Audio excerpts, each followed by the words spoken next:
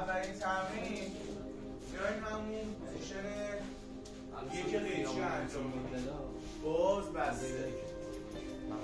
فقط بعد تمرکز داشته باشین روی شستتون که فقط شست حرکت کنه. درسته؟ و میاین به این روش انگشت رو میذارید روی تیغه ثابت، باز بسته، باز بسته، باز بسته. اوکی؟ حالا غلاف رو تمرین میکنی و در میاری با شست تو همه پوزیشن ها انجام میدی. اوکی؟ تمرین شماره سومتون میای پوزیشن دوم، میای به این قسمت، میای بالا به این روش شست، هم از داخل هم از بیرون تمرین میکنی. اوکی؟ بعد تو هر زاویه کاتتو انجام میدی. اوکی؟